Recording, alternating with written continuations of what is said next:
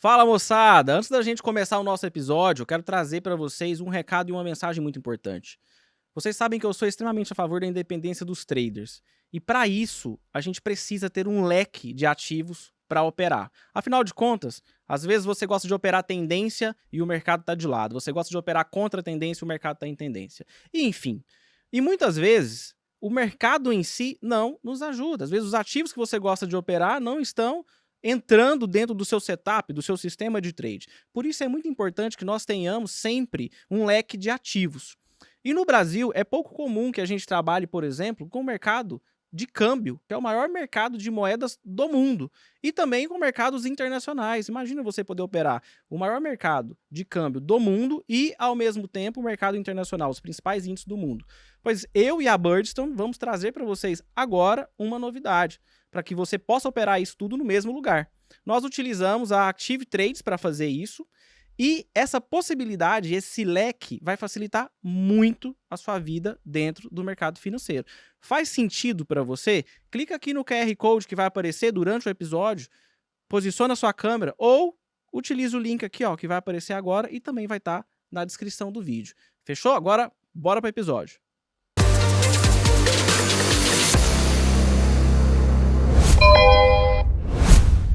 Fala, meu jovem! A gente vai começar agora. Você já sabe, fala que você já sabe. O melhor episódio do mercado financeiro vai ser esse de hoje. E no melhor podcast, que é o único do mercado financeiro onde você se informa, onde você se diverte, né? E você escuta umas bobeiras também que de vez em quando esse roxo aqui fala. Antes de eu apresentar o convidado de hoje, eu quero te lembrar que você precisa, afinal de contas, nós somos muito bacanas com vocês, vai. A gente vai fazer já o sorteio de algumas canecas, contei, né? Não queria contar, contei, né? Vai rolar, inclusive, lá no Instagram. E se inscreve no canal, tá? Marca aqui, ó, clica aqui, na verdade, né? Nesse linkzinho que tá escrito aqui, inscreva-se, marca o sininho para você receber as notificações dos novos episódios, as notificações dos cortes e poder também, né, sempre estar conectado com a gente. Nosso Instagram, @ostraderspodcast, tá? E assim, eu tô olhando aqui, você vai falar assim, por que você tá fazendo essa apresentação mais diferente hoje? É porque eu tô olhando aqui a qualificação do convidado hoje. Aí eu tô assim, nossa, como é que eu vou fazer a apresentação desse cara, né? Eu acho que eu vou pedir meia hora do podcast pra fazer a apresentação. Mas a gente encontrou aqui, eu encontrei uma forma muito boa de fazer a apresentação dele, que é basicamente dizer que ele é um gestor de patrimônio, de grandes fortunas, trabalha com wealth management, tá? Já ele vai explicar o que é esse bicho. E ele é responsável por cuidar de mais de 60 bilhões de dólares em patrimônios. Sem mais delongas, eu quero agradecer a presença dele, Ricardo Pisa. Muito obrigado por ter aceitado o nosso convite, por estar aqui hoje. E já vou te pedir de antemão para você emendar. Explica para nós o que tem a ver gestão de fortunas, wealth management com trade. Bom, primeiro, Vasco, uma honra estar aqui com você, falar com o teu público. Eu tenho uma felicidade enorme justamente de fazer isso. Explicar um pouquinho o que é o wealth planning, o que é a minha carreira, o que eu faço e o que isso tem a ver com o trader. Bom, wealth planning é o que você falou, acho que de forma brilhante, é a gestão de grandes fortunas, é o planejamento e gestão de grandes fortunas. Pensei que fosse vender seguro, rapaz. Pois é, cara, agora tem uma galera aí que fala que é o wealth planner e vende seguro no final do dia. Cuidado, né? Tem muita gente que indica o caminho, mas nunca percorreu ele. Tem que ter esse cuidado. Mas a gente vai falar, talvez, provavelmente, bastante sobre isso.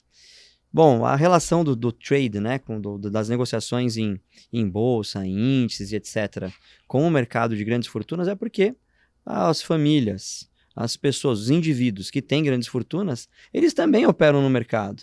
Evidente que através de suas equipes, através de seus bankers, né, através de das suas estruturas, e evidentemente alguns até para aprender como funciona o mercado, como funciona a compra e venda no mercado, mas todos eles também compram e vendem. Em geral, eles são os maiores acionistas, os controladores, os donos das empresas que estão negociadas em bolsa. Então, eles fazem parte do mercado mais do que a gente imagina. Então, na minha carreira, na minha profissão, a gente tem que entender como é que é a dinâmica do mercado, como funciona a compra e venda de ações, as opções, como se monta uma ação, como se monta uma opção, entre tantas outras coisas que, bom, tua turma aí sabe de cor e salteado. Então, tem tudo a ver. Os preços só oscilam porque grandes players fazem compras e vendas no mercado. Se você colocar só um monte de pessoas pequenas fazendo compras e vendas pequenas, você não movimenta um índice. Grandes players, e esses grandes players são representados por grupos de grandes famílias, aí sim é que gera oscilação de preço. Portanto, tem absolutamente tudo a ver. Bacana. E aqui, né? Você já tem quanto tempo já como... Wealth Planner? 22 anos de carreira, ininterruptos. 22 anos? 22 anos. Cara, e você começou isso como? Porque se hoje já é raro, há 22 anos era... Raríssimo. Pois é, cara. Eu, na realidade, comecei como advogado, minha primeira formação é como advogado, e eu tinha um chefe sócio no meu escritório, e a gente fazia alguns trabalhos juntos. Ele era reitor da PUC à época, né?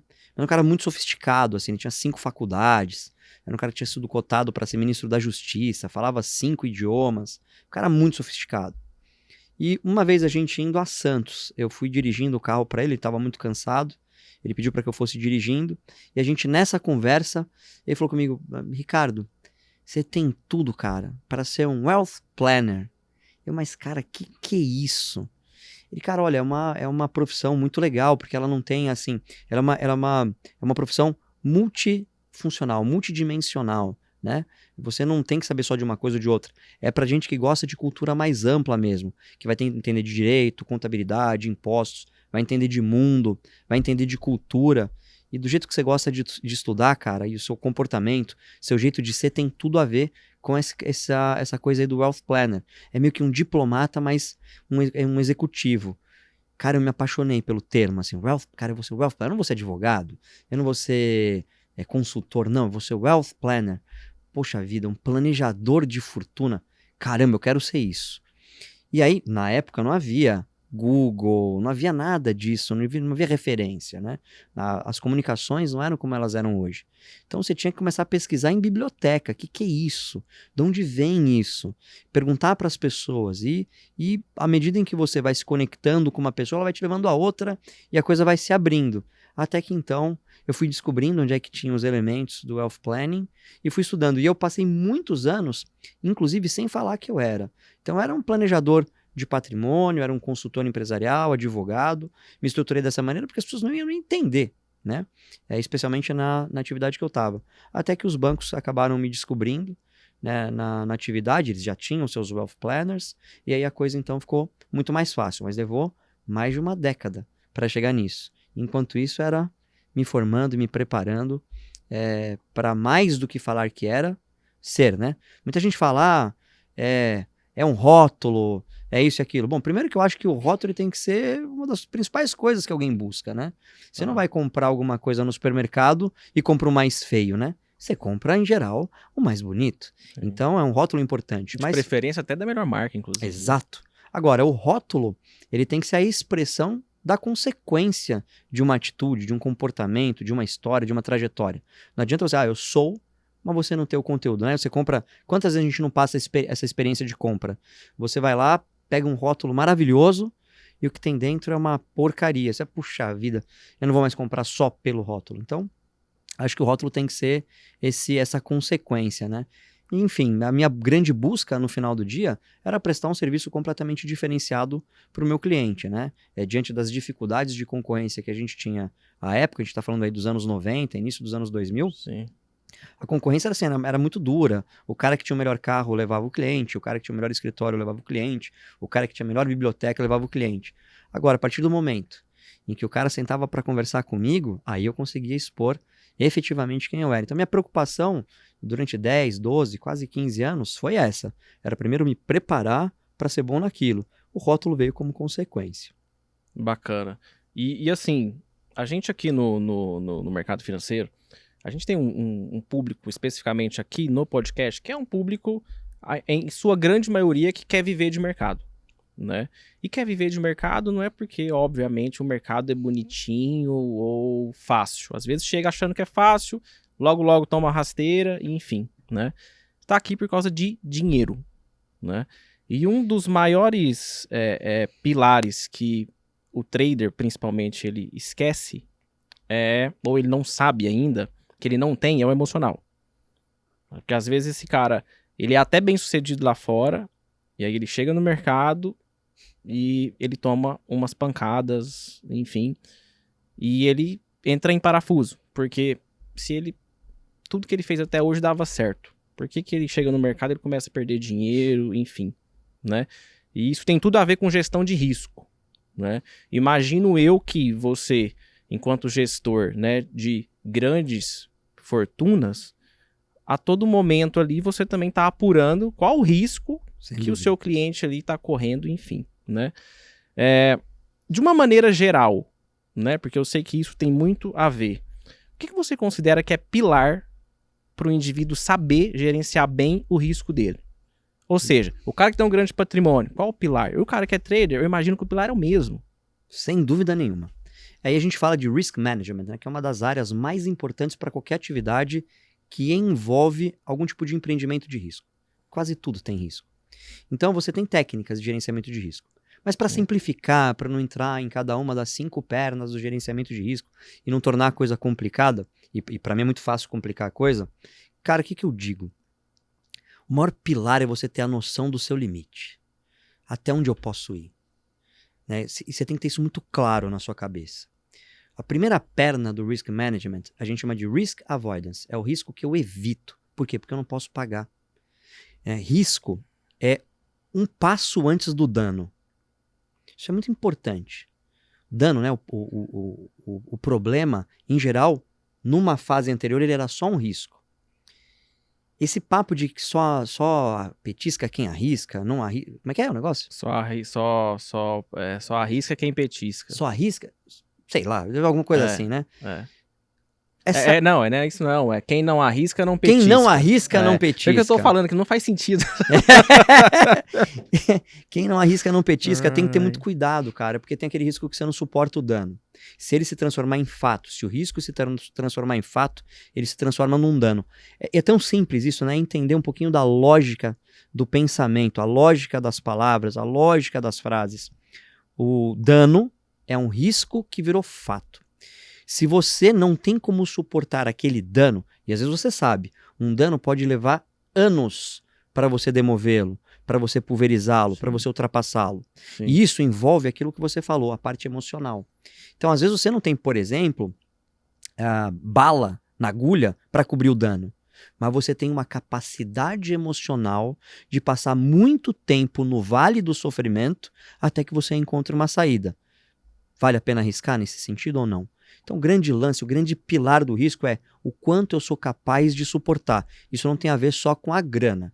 Tem a ver com o seu emocional, tem a ver com a sua estrutura de seguros. Esse tipo de risco que eu vou me submeter. Possui algum seguro? Qual é o custo desse seguro em relação àquilo que eu posso ganhar? Então, tem que ter muito cuidado. Então, eu acho que a parte mais importante é o quanto eu sou capaz de suportar o dano que esse risco me remete. Ricardo, mas eu fico pensando aqui. Às vezes o seu cliente, às vezes o trader, ele pensa assim: eu sou capaz de suportar em termos percentuais, que é uma forma boa de você poder, né? 5%, por exemplo, né? Mas ele nunca perdeu o equivalente a esse 5%, né? Então, assim, ele faz uma análise ou ele diz que é capaz de suportar sem, na verdade, saber. Porque você não acha, assim, que a maioria das pessoas vão saber de fato quanto elas são capazes de suportar, ou seja, quanto elas são capazes de fato de perder e não se abalar emocionalmente só depois que ela perde? Sem dúvida nenhuma. A maior escola da existência é o sofrimento. A gente é pautado, a gente é moldado pelos sofrimentos que a gente vive. Então, uma coisa é eu falar da sua dor. Outra coisa é eu vivê-la. Não tem como. Então, esse sofrimento ele é inerente da própria existência. Ele vai acontecer. É como você passa por esse sofrimento o segredo do sucesso. Né? Freud dizia, né, que não existe erro. É um acerto deslocado no tempo. Então, O errar faz parte de um processo da sua evolução. O grande lance é você não se afundar nele, né? Não se afundar no sofrimento. Não deixar a depressão tomar conta. Então, eu acho que talvez a grande história que a gente tem é, primeiro, respeitar a dor do outro. Então, não dá para eu falar para você, não, cara, faz parte perder 5%. A dor é muito grande.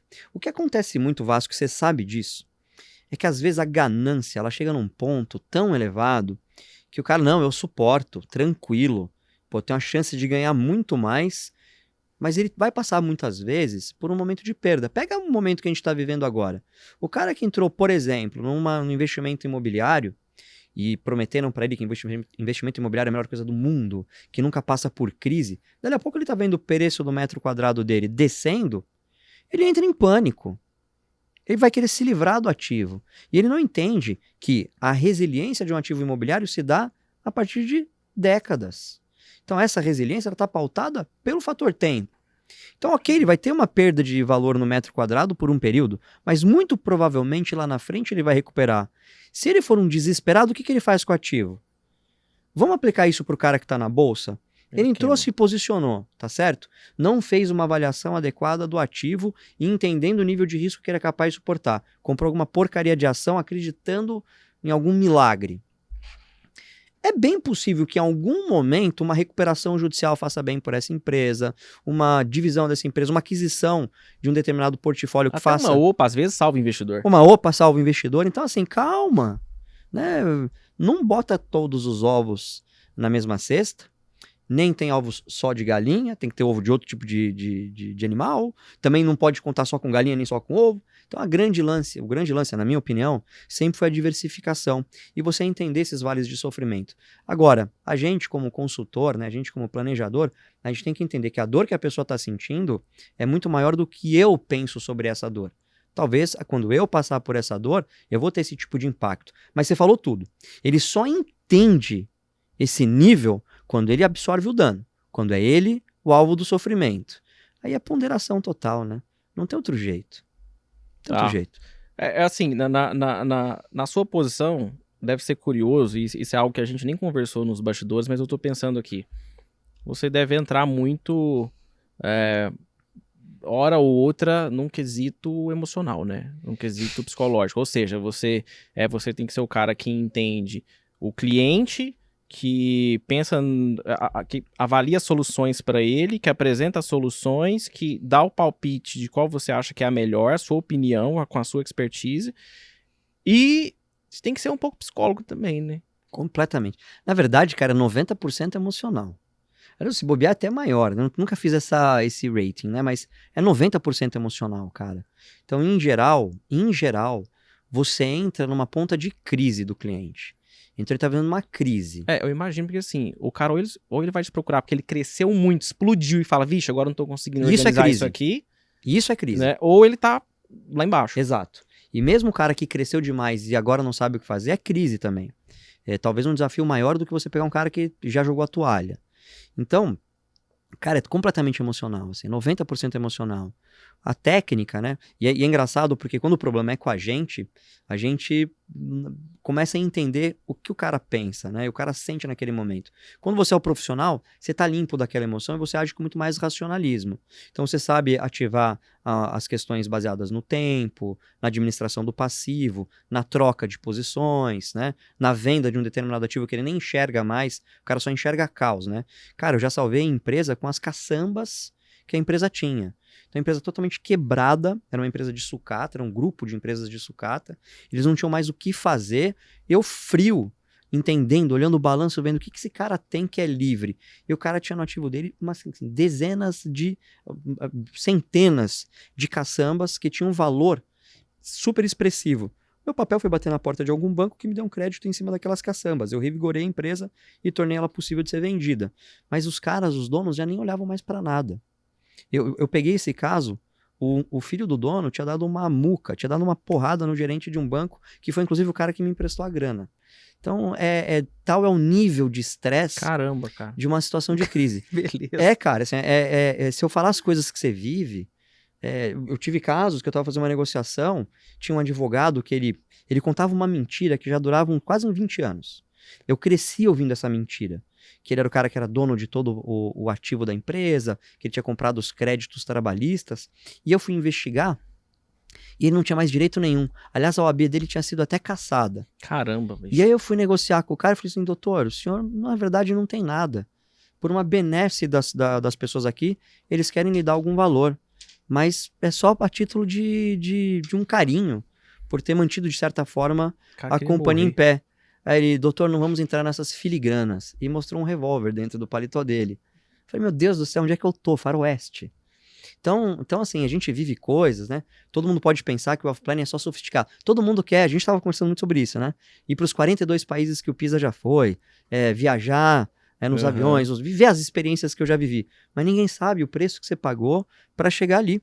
E isso acontece com qualquer profissão, com qualquer atividade. O preço que o garoto que vai começar a ir no trade, ou mesmo um profissional bem-sucedido, um médico, isso tem muito, né? Sim. Um médico bem-sucedido que Sim. agora vai ser trader. E ele acha que por ele ser um excelente, um excepcional médico, ele vai replicar, né, a transferência do sucesso que você vinha dizendo. Sim. Ele não vai replicar. Ele não está acostumado com aquele nível de emoção.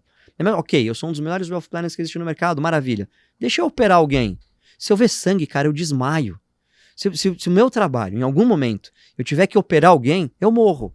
Então eu não vou ser bom naquilo, né? Por mais que a nossa atividade seja uma ciência geral, a gente tem que se conectar com muitos assuntos. Meu amigo, se eu ver sangue... Então, ninguém é bom em tudo, né? Sim. O cara é um excelente jogador de futebol. Ele quer se tornar o próximo Michael Jordan. Não vai se tornar, cara. Isso é muito difícil. O Usain Bolt, o maior corredor da história, tentou ser jogador de futebol. Parece que não deu certo. Então, essas coisas são, assim, 90% emocional, cara. 90% emocional. Bacana. Isso é muito forte. Tem gente que acompanha a gente aqui, os espectadores fiéis, eles vão adorar isso que você falou. Adorar, eles vão pirar, não vai nem dormir de noite. Não vai deixar nem a esposa dormir, nem o menino, nem o cachorro, ninguém. O pessoal bate muito nessa tecla. E assim... Até pensa bem, Vasco. Você vai predizer o futuro sendo alguém totalmente racional? Não, se você for predizer o futuro sendo completamente racional, o mundo vai acabar amanhã. Sim. Sim. Vamos ser racional. O cara lá da Rússia é um baita de um doido. Se ele quiser Sim. apertar um botão porque ele tomou uma vodka a mais, ele aperta. É verdade. Cara, na verdade, acho que você nem vive, né? Se você for racional e começar a pensar no futuro demais, enfim. Aí entra a famosa, algo muito comum que hoje se fala muito mais, na ansiedade, né? O excesso de futuro em si, né? Mas aqui, cara, a gente começa a viajar aqui. Eu tô viajando aqui já. Já o Boeing passa aqui e leva eu junto. Porque, o padre assim, do balão, né? O padre do balão, exatamente. Vai e não volta, né? Que loucura isso. Cara, relacionamento com dinheiro, né? Eu não sou, como se diz, eu não sou o dono da razão, enfim, mas eu tenho muitos mentorados e muitos alunos, muitos mesmo, que são bons tecnicamente, né? E no mercado financeiro você não precisa ter um bom network para ser um bom trader. Mas talvez para trabalhar em algum lugar bom você precise, talvez em alguma mesa, etc. Enfim, ou para fazer business você vai precisar. Mas, olhando friamente para ser um trader, você não precisa. Você pode ter o pior network do mundo, né? E eu tenho muitos alunos que têm uma excelente técnica. São bons no que fazem, mesmo, né? Mas tem um péssimo relacionamento com o dinheiro. E o péssimo relacionamento deles com o dinheiro fazem com que sempre eles estejam mentalmente falando, emocionalmente falando, desgastados. E emocionalmente desgastados, eles sentam no dia seguinte para poder operar. E aí, o cara que é bom começa a errar o pênalti. Ele não acerta um passe, né? Ele não consegue mais ter aquela performance, né? Você... durante a sua carreira, inclusive, que eu sei que você, por exemplo, passou um bom período de vacas magras, que você até comentou aqui, né, lá no início da sua carreira, enfim, tudo que você precisava fazer, né, para poder chegar, por exemplo, num encontro ali com o seu cliente e estar minimamente apresentável, etc. Não sei se você já contou essa história e nem se eu podia estar falando claro isso. Que pode. Inclusive, né, você hoje é um indivíduo bem-sucedido, ponto, né. E você lida, ou lidou e vai lidar muitas vezes com gente que é muito mais bem sucedida do que você em termos financeiros, financeiramente falando, né? E todos eles, tanto você, que é bem sucedido, quanto esse indivíduo, que tem um patrimônio grande, tem uma relação com o dinheiro, né? Qual o segredo para lidar com o dinheiro?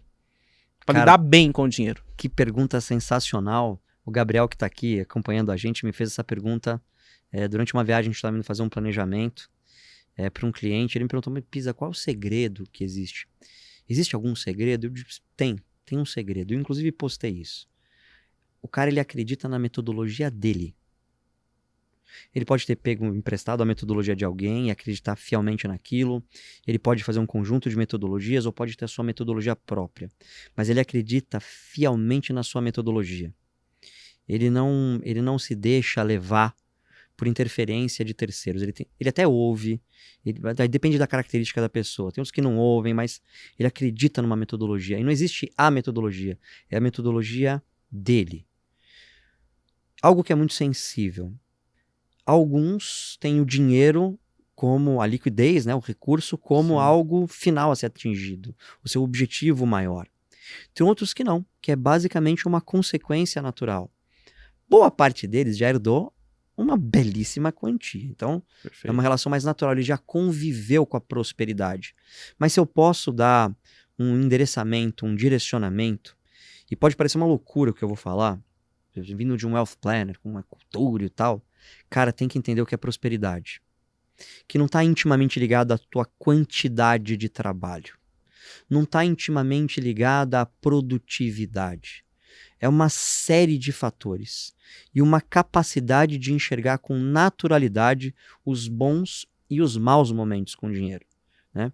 Porque independente do tamanho do seu patrimônio, doença vai continuar a existir. Independente do tamanho do seu patrimônio, vai ter passivo. Acredite, os maiores passivos do mundo são das pessoas mais bem-sucedidas do mundo. Não existe ninguém que tem uma grande fortuna que não seja odiado por alguém, que não tenha um grande inimigo. Não existe. Então isso faz parte. Não é, você vai sair fazendo inimigo para ter dinheiro, né? Sair brigando com todo mundo agora. O que acontece a forma da riqueza. O que existe na realidade é uma coluna vertebral que é a sua metodologia. Acredita na sua metodologia, né? Tem essa metodologia clara na sua cabeça e entenda o que é prosperidade. Wealth, né? É muito mais uma palavra que leva à prosperidade do que efetivamente aquela fortuna só financeira. Então, sabe, não existe assim uma linha que não passe por isso, mas acreditar na sua própria metodologia. E aí vem muita coisa importante para a gente entender o que é escassez, o que é abundância, de que maneira funciona a multiplicação e ela começa por uma operação de divisão. Então entender que você tem que dividir, entender que você tem que ter uma equipe, que você tem que ter um time, que você tem que ter pessoas ao seu redor, que você tem que ser um pouco mais aberto. Então essas coisas intimizam mais o ser humano à prosperidade. Então, cara, de mais de 1.000 clientes que eu atendi, o que eu posso dizer é que 99,9% deles tinha a sua própria metodologia. Quando eu achava que uma era a melhor de todas, eu conhecia um outro cliente que tinha a dele, que era incrível, e às vezes era completamente distinta daquele outro indivíduo. Então eu falei, caramba, eu já sei o segredo. Cada um tem a sua própria metodologia, cada um tem o seu próprio brilho e acredita naquilo. Tem uma relação positiva com aquela metodologia, sabe? Então, eu acho que tem esse ponto. Agora, tem que pensar muito na prosperidade também. O que é prosperidade? O que é dividir para poder multiplicar? De que maneira eu me comporto em relação a isso? Eu prefiro entender, aí vem a minha metodologia, né? Eu prefiro entender que dinheiro é uma mera consequência. Uma mera consequência. Não pode ser meu alvo final. Sim, eu preciso estar feliz no que eu estou fazendo, sabe? Eu preciso estar livre, né? Eu não tenho que me importar muito com o que o crowd, né? Com o que a galera em volta tá pensando. Eu preciso seguir meu rumo, sabe? Eu preciso ter as pessoas certas do meu lado. Eu preciso dividir. Eu não posso estar preocupado se isso aqui é só pra mim. Essa é a minha metodologia, é a forma como eu encontrei a prosperidade na minha vida. Eu desejava muito as coisas, mas eu desejava de uma maneira muito profunda. Eu queria conhecer muitos países, eu queria conhecer muitas pessoas especiais, sabe? Eu queria me conectar com gente diferente, de outras culturas. Eu queria entender como é que um cara nos Estados Unidos pensava, que um cara no Japão pensava. Eu queria muito viver isso, era muito mais forte do que eu. Então, eu não pensei o que eu deveria fazer para chegar lá. Eu só desejei chegar. E as coisas foram naturalmente acontecendo. Isso não significa que não tem altos e baixos, não tenha equívocos, não tenha erros, mas eu sempre fui andando dessa maneira. Essa foi minha metodologia. Mas, cara, o que eu já vi de metodologia diferente, o cara super fechado, o cara super aberto, o cara que divide tudo, o cara que não divide nada, o cara que é legal pra caramba, o cara que é do mal, mas é do mal assim, com orgulho, né? O cara já sabe que ele vai lá pra baixo quando ele morrer. Ele já vai com o carimbo, né? Tá. E já tem o crachá. Então, assim, sabe, o grande lance aí é ter a crença na sua metodologia. No trade, você sabe, existem várias metodologias. E essas metodologias podem levar ao sucesso, mas também podem levar ao fracasso. Então, acreditar na sua própria metodologia e seguir. Cara, isso é quase, tipo, acreditar em si mesmo, né? Porque às vezes você tem uma metodologia que, na verdade, quase sempre, toda metodologia, ela precisa, hora ou outra, de novos ares, ares, novos, tem que mudar alguma coisa, enfim, né? Isso é basicamente autoconfiança, autoconfiança. Cara. Isso tá assim, tá saindo sabe? Tá parecendo que é errado você ter autoconfiança. O cara é exibido, o cara se acha. Mentira. Não, velho. Autoconfiança. Eu disse aqui, eu sou um dos melhores wealth planners do planeta. Mas não é porque eu me acho. Porque eu construí isso e eu tenho que ter orgulho disso, sabe? Eu tenho que ter o tesão e tenho que ter essa autoconfiança. Imagina um cara chega com um patrimônio de 150 milhões, 300 milhões de dívida, empresa de 30, 40 anos, e tem um Zé Mané, um bunda mole, um cara que não sabe escrever, não sabe falar. Se eu não tiver minimamente a confiança que eu sou capaz de tocar aquele ativo, aquele passivo e fazer a vida do cara ser melhor aí na frente, já era. Então, você não pode não fazer da sua autoconfiança algo só para você fazer um marketing pessoal, etc. Tá. Se esse rótulo tiver a ver com a sua essência, com quem você é, a autoconfiança é essencial, cara. Tem que acreditar em você. É isso. Acho que essa questão de ter a própria metodologia, acreditar nela, tá muito mais envolvido também com a autoconfiança. É, porque você é o dono da metodologia, né? Exato. É meio que, tipo, se tá ruim, você fala, não, mas é o meu eu jeito. vou melhorar. E é o meu jeito. Exato. Não pode ser teimoso, né? Eu sempre digo uma coisa, Vasco, e eu acho que aí também tem muito a ver com o trade. Diferença entre o teimoso e o resiliente. O teimoso, ele vai ficar naquela porcaria daquela posição o resto da vida, porque ele precisa provar pra alguém que ele tá certo. O resiliente, ele almeja um determinado objetivo, mas ele troca o plano se for necessário pra chegar nele. Então ele sai de uma posição negativa, entra numa positiva, de repente volta nela quando a perna fica positiva de novo. Então, no final do dia, resiliente é o cara que deseja chegar num determinado objetivo, mas ele muda o plano se for necessário. O cara que não muda o plano e ele acha que só o tempo... Não, isso é só uma questão de tempo.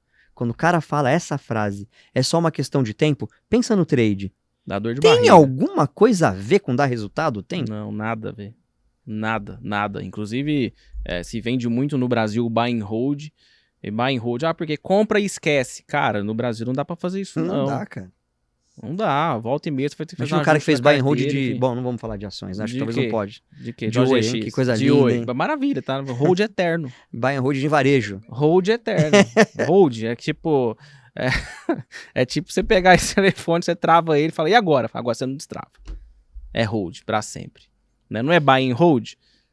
Não tem sell, você não vende nunca mais. Não tem nunca mais. É hold, porque até para vender é difícil, né? Exato. Então, assim, é uma perda. É diferente de você pegar, por exemplo, uma empresa que está em transição tecnológica. Ela vai beira centavos, mas ela tem saída. E essa sim está baseada no tempo. Mas você tem que movimentar. Né? O caso clássico, Tectoy. Então, você, sim, sabe, tem que entender o que você está passando, o que você está vivendo ali. Você pega uma empresa que era só passivo, fruto de uma decisão política alinhada a varejo, parece que isso aí não vai andar. Então, é o que você falou, buy and hold forever, né? Então, sim, é hold eterno. É buy uma vez e hold forever. Buy once time e hold forever. Você viu? Você acha que tem um jeito? Tem, opa, no inglês? Tem. Tem, né? Claro que tem. Tem pra caramba. Vou te contar as histórias. Aqui, mas antes que eu esqueça aqui, eu tô até anotando algumas coisas aqui. Você é o típico cara que conta a história pela metade, né? Porque você contou a história do cara aqui, da arma. E aí, o que virou? Tem que contar. Pois é, mas eu cara. tava assistindo um outro podcast seu lá, né? E eu percebi, você conta umas histórias boas, aí eu falo assim, e depois, o que virou? Aí ele para a história, fala, fala o que aconteceu. Boa, cara, vou me atentar a isso. Cara, nesse caso... Não, mas isso é ótimo, tá? Sim, você vai gerar o que aí depois, né? Aqui é porque o cidadão aqui... Vai embora. Ele come os dedos, legal? Cara, esse foi um caso interessante, eu consegui desdobrar ali, eu falei assim, olha, doutor, não precisa de nada disso, vamos com calma, o senhor me conhece, calma, vamos acertar. Se vai me matar, ferrou tudo. Vai que o senhor não ganha nada mesmo. Se você tem uma chance de ganhar alguma coisa, é sendo legal comigo. E eu sendo legal com você. Então vamos achar uma justa compensação, alguma coisa legal. E aí eu sentei com os donos da empresa, eram vários acionistas, criei uma composição, chamei ele para conversar e disse, olha, lamentavelmente, não é o que você imaginava que podia ter, mas eu queria que não houvesse nenhum tipo de obstáculo, né? Se o cliente dissesse, não, cara, não tem essa, não vai ter nada, eu ia comunicar por carta, eu ia sumir, ia mandar uma notificação para ele e acabou, não posso fazer nada. Mas a gente fez uma composição, foi uma composição interessante.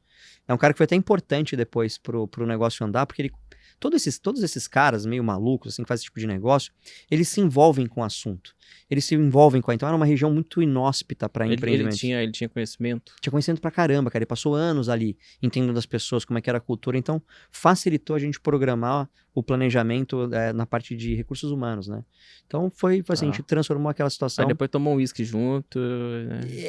Aí você já pergunta que calibre que era aquele lá que você queria dar o tiro nós, assim, tem caras que têm essa capacidade. Eu, quando vejo uma situação dessa, eu me mantenho um pouco mais distante. Tá. Pra não parecer que, de repente, pode ter sido uma encenação, algo que eu podia ter levado alguma vantagem conjunta. Você sabe que no meu mercado, assim, é muito cruel. Né? Quando você resolve o problema de um cliente, em geral, ele te descarta. Isso é comum, né? Faz parte. Quando você diz... Pode continuar. E aí, então, nesse caso em específico também, muitos clientes desconfiam que você possa, por ter resolvido uma coisa que ele não resolvia há muito tempo, falam, peraí, como é que esse cara resolveu isso tão rápido? Ele tá ganhando junto.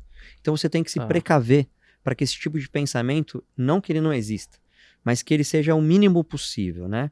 Aí tem toda a sua postura e a sua conduta diante disso. Então eu prefiro ficar mais distante. O meu estilo é ficar um pouco mais distante disso. Então, só me comuniquei, resolvemos o problema, a coisa foi muito saudável, foi profissional, e depois eu não tive mais contato. Mas era uma história, cara, de quase 20 anos. Não, o cara é dono da empresa porque ele comprou todos os direitos creditórios trabalhistas dos empregados. O cara falou, não tinha nada disso. Mas a gente já te convida que o cara era bom, então, né? Bom, cara, muito bom. O cara era bom, porque 20 anos, ninguém leva uma história dessa pra frente. Mas você pega muitas vezes, cara, isso é uma outra coisa assim a ser desmistificada, né? Muitos empresários, eles não têm uma formação cultural, jurídica, financeira, contábil, são grandes empreendedores, aventureiros de negócio que fizeram grandes impérios, mas não tem essa sofisticação.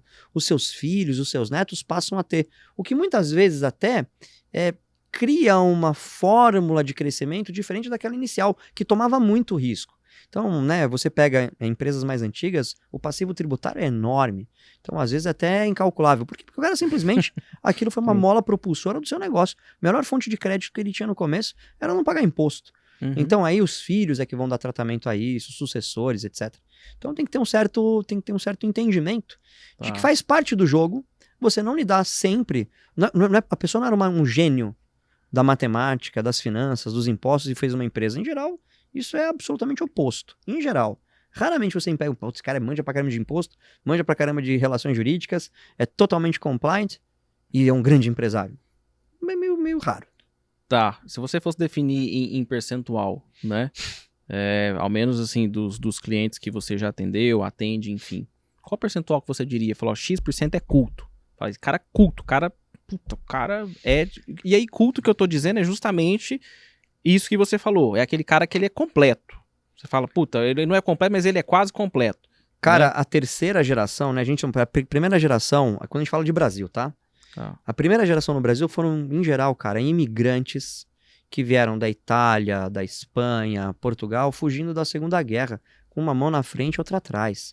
E assim, ou o cara, ele trabalhava ali na lavoura, ou em atividades muito simples, ele era, sim, ele guardava grana porque ele tinha muito medo do que podia acontecer no futuro. Então o cara às vezes era professor no país dele de origem, era um cara de uma boa família, ele vinha pra cá pra trabalhar na lavoura, cara, na terra. Então assim, ele chegava aqui, ele começava a guardar dinheiro, porque ele não tinha nem onde gastar. E aí assim, ele tinha dois caminhos, ou ele comprava uma casa, ou ele comprava uma máquina. Os caras que compraram máquina se transformaram nos maiores empresários do país. Os caras que compraram casa, metade, tem um bom patrimônio, tem uma boa vida, a classe média alta hoje em dia. Outros acabaram se envolvendo com negócios que não deram tanto resultado, etc. Bom, os filhos desses caras, que são a segunda geração, eles remodelaram a parte comercial do negócio. Eram caras mais aguerridos, que assumiam mais risco comercial. Então eles até tinham uma cultura, mas naquele período, a gente está falando já nos anos 70, 80, eram caras que mais contratavam bons executivos do que efetivamente se preparavam. Então já tem uma melhora, né, em termos culturais, quando eu digo cultural do ponto de vista educacional, né? Porque a cultura que também esses caras têm, mais aberta, não tão acadêmica, é incrível. Conversar com um cara desses é um negócio assim, fora da caixa. Imagino. A terceira geração já é uma terceira geração mais técnica, mais alinhada. Foram fazer administração, foram fazer direito, foram fazer contabilidade, né, foram fazer finanças. Então, eles foram viajar ao mundo, eles foram entender. Desses caras, uma boa parte virou playboy estudioso. O cara estuda, mas não sabe nada de negócio, se afunda a família. Tá. E a outra parte, aí eu tô falando de uns 20%, se prepararam realmente. E, cara, são hoje as maiores fortunas nas instituições financeiras brasileiras, na grande indústria brasileira, né? Na indústria de base brasileira. Esses caras são a terceira geração. E agora vem uma transferência de patrimônio enorme, porque todos esses caras já estão muito mais velhos, né? Então vem uma transferência de patrimônio. A terceira geração hoje tem quantos anos? A terceira geração hoje tem mais de 55 anos no Brasil. Caraca, né? viajei. Tem mais de então, 55 achei que você tava anos. falando da terceira fosse... Então Não. agora o indivíduo de 40 para baixo é a quarta geração já? É a quarta geração. Na verdade, Em né? tese. Na verdade, a gente está numa transição entre segunda e terceira. Então você tem muita gente da segunda falecendo agora. Uhum. E os filhos da terceira geração é tipo o King Charles III, né? Tá. O cara já tá com 70 anos. Tá. Esse cara não vai ficar muito tempo sob o domínio do patrimônio. Então logo, logo ele já vai ter que transferir para a próxima geração, que hoje deve estar girando em torno de 35 a 45 anos. E você tem a terceira geração que já está no poder, que já tem os seus 50, 55 anos, e daqui a 15, 20 já vão fazer antecipação. E assim, herdeiros muito jovens vão ser alçados à posição de sucessor, muitas vezes sem querer, sem estar totalmente preparado, porque depende muito da idade também. E, cara, vai ser uma transformação econômica como a gente nunca viu. Eu imagino. Então aquilo que era totalmente proibido fazer por uma geração vai ser completamente necessário para outra. Putz, posicionamento de um private bank na rede social era completamente proibido até 2, 3 anos. Agora vai ser essencial para se conectar com esse tipo de cliente, né? Com esse tipo de público que vai estar sob o domínio do patrimônio. Imagina que incrível, cara, que vai ser, o quanto vai ser importante pessoas como nós para instruir esses sucessores o que é um trade, o que é um planejamento patrimonial, o que é um planejamento transnacional, como eu posiciono minha empresa, meu negócio, meus ativos pelo mundo para diminuir risco de Estado, né? Que bacana. Então, assim, tem muita coisa para ser feita. Que bacana, cara. E assim, a gente tá falando de família, basicamente, né? E, mais uma vez, puxando pro lado de cá e fazendo o paralelo aí com a sua experiência no geral, né? E aí, quando eu digo lado de cá, gente, né, o Ricardo, ele entende, inclusive, mais de mercado financeiro do que eu. Por quê? Falar, mas por quê? Porque eu tô nichado. Nós estamos nichados, né? Ricardo, puta, lida com trader, lida com um indivíduo que odeia, quer dizer, ele é um trader, mas ele odeia esse termo trader, né, que a rede social trouxe, né, que o carinha do carro importado lá trouxe pra gente. Nossa, verdade. Né, enfim, etc, que os carinhas, enfim. Aliás, tem um deles que é bom, inclusive, viu? Sim. Só que ele tá falando do mesmo cara que ele tava é falando. marqueteiro demais, mas ele é bom. Exagerado. Ele é meio exagerado, mas ele é bom, o cara é bom, eu gosto dele, inclusive, né?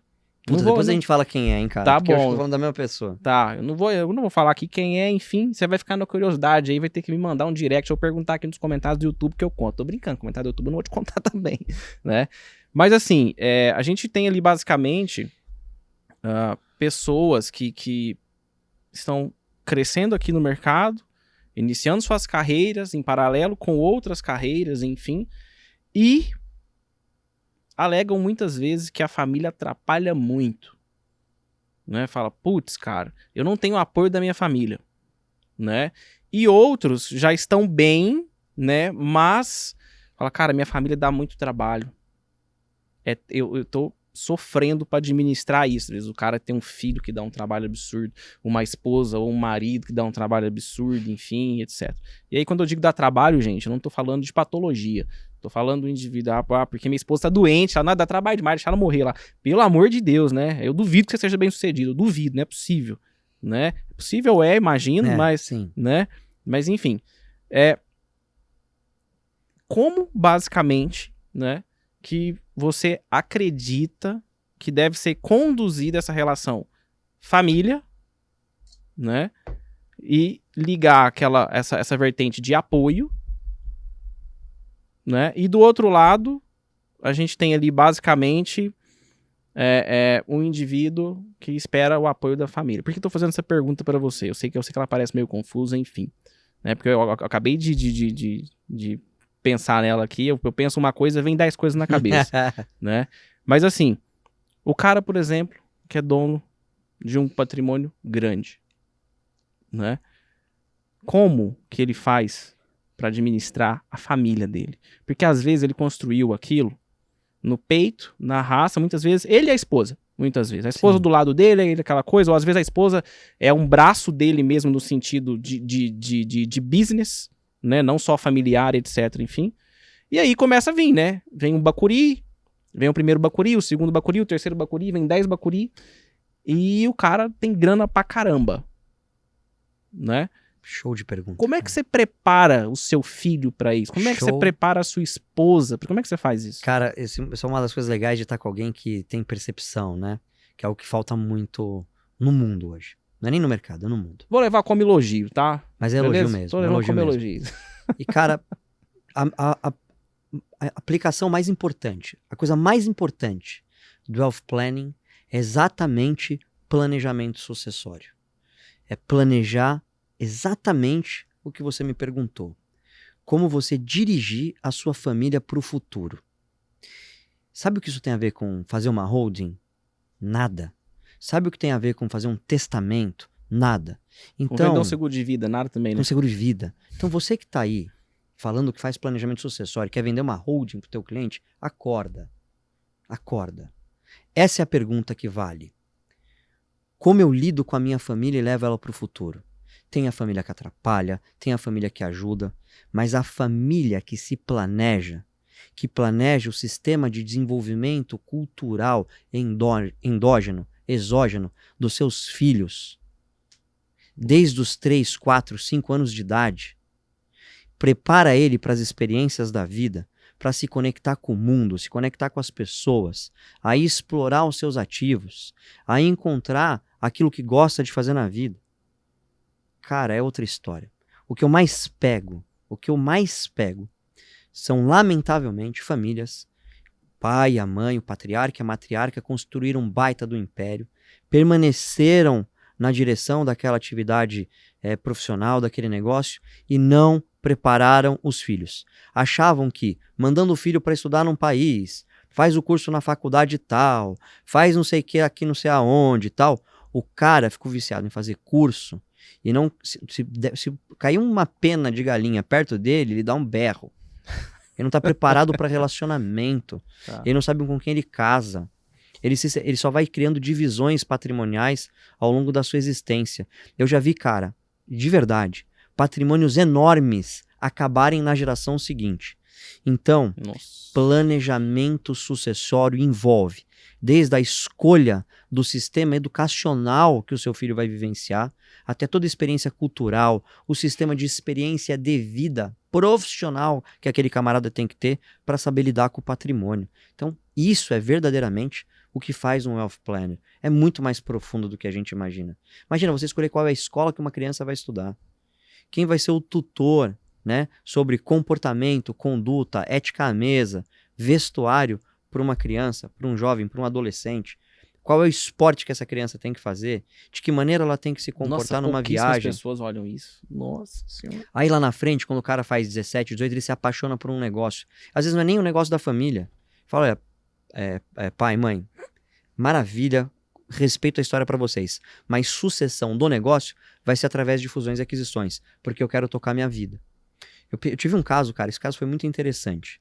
O patriarca, ele imaginava, ele tinha 3 filhos, 2 meninas e 1 menino. Essa história é legal.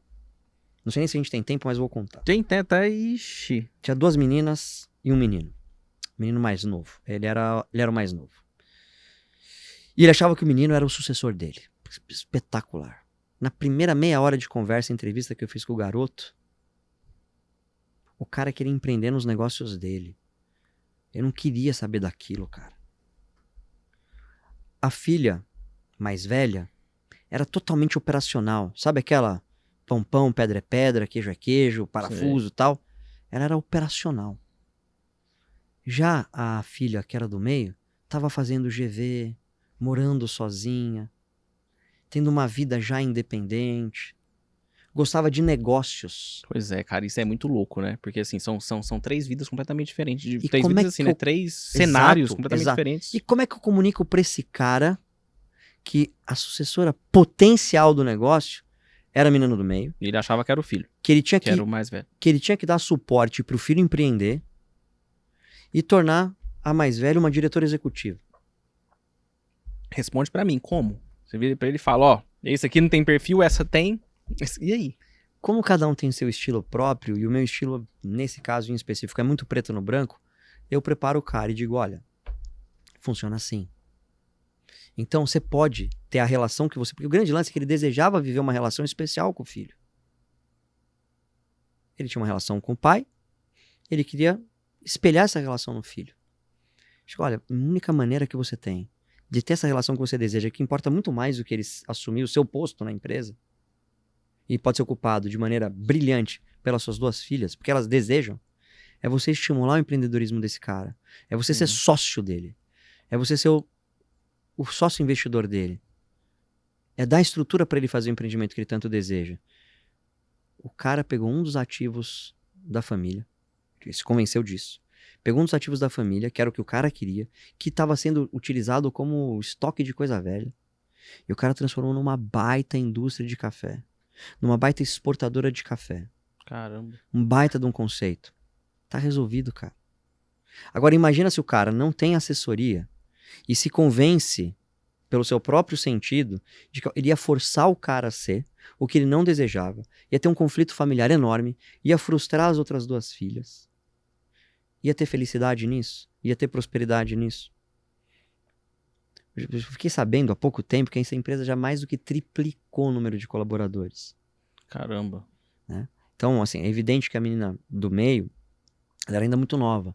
Então, precisou contratar um co-CEO, alguém para ajudá-la a conduzir o processo. Um cara espetacular, um cara que também já estava preparado. Um espetáculo de negócio, cara. Então, entende onde está a parte, eu diria, de mais detalhe, valor da atividade de um wealth planner. Legal. Com um seguro você resolve isso que eu tô falando? Então Tá faz um louco. seguro. Não, olha, Tá doido. porque você vai acontecer isso aqui, ó. Não, porque eu tenho um filho assim, tá. Ah, legal, puta, faz um seguro. Um seguro resolve o seu problema. Cara, se você morrer, esse povo recebe dinheiro. É. Fica- Ou então, não, vamos fazer o seguinte, é fácil, vamos fazer uma holding. Uma holding, você resolve, você fala que o seu filho vai ter que assumir, as suas filhas vão... Faz Pra uma quê? hold pra quebrar, né? Você cria instrumento como se o instrumento fosse a solução, né?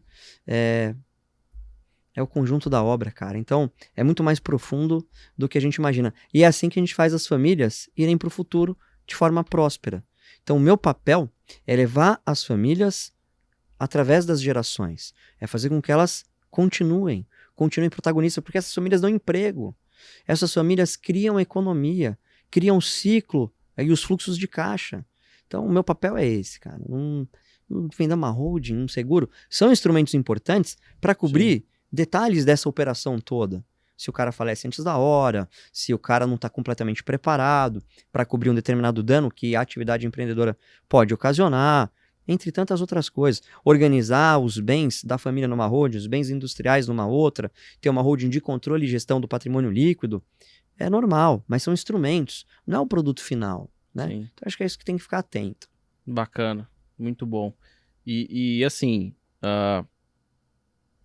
quando a gente fala do puxando aqui ainda, já a gente muda de assunto ainda. Eu acho que esse assunto família é muito legal para quem tá assistindo o podcast, porque aqui nós temos 2 públicos, o cara que quer crescer e o que quer crescer.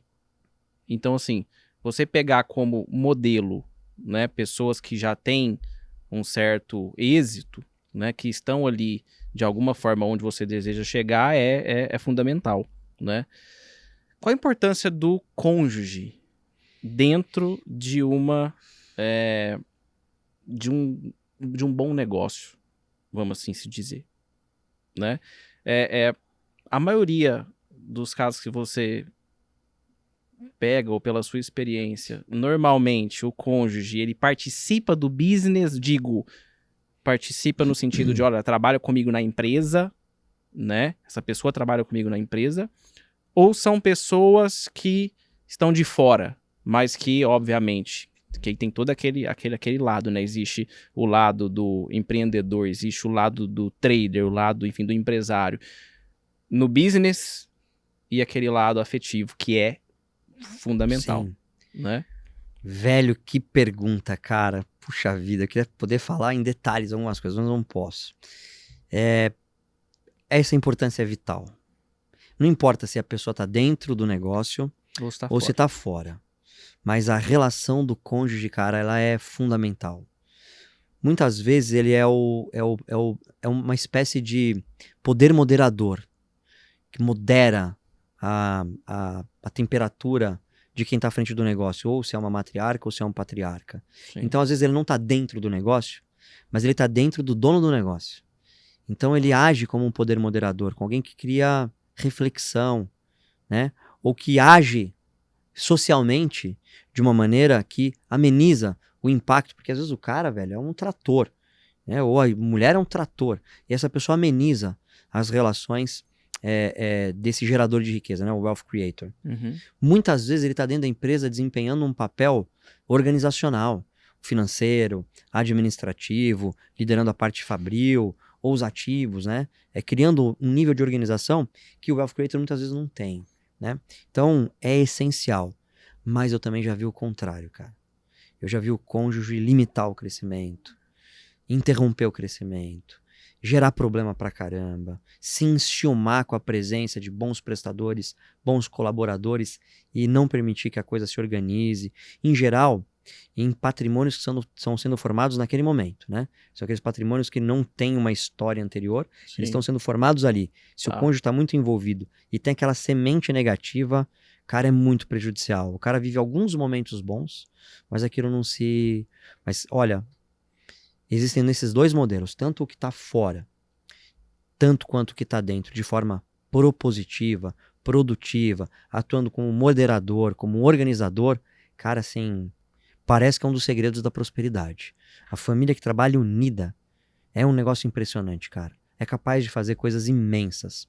Se você parar para analisar, grandes negócios envolveram grandes famílias. Sim. Em que os irmãos, cada um cuidava de uma área. Sim. Às vezes um era mais público e o outro era mais dentro do negócio. Às vezes você tinha o pai e o filho, né? A matriarca e o patriarca. E esse nível de união de uma família em torno de um negócio gera prosperidade. É incrível. É incrível. Parece... Não existe assim uma ciência, né? Mas, cara, é uma matemática. Legal. Tá junto todo mundo em torno de um objetivo é absolutamente sensacional. A galera que assiste, como é que chama lá? Vocês que gostam de série da Netflix lá, é Succession. Succession. Você vai aprender mais sobre sucessão vem do Rei Leão do que Succession. Que excelente. Bom pra caralho. Ai, caramba, eu não esperava essa não, meu Deus Mas do céu. cara, assista Rei Leão 100 vezes, você vai aprender muito mais do que vem do Succession 1000 de cor e salteado. Sucessão é o que tem no Rei Leão. Até porque Rei Leão é algo muito antigo, né? Sim.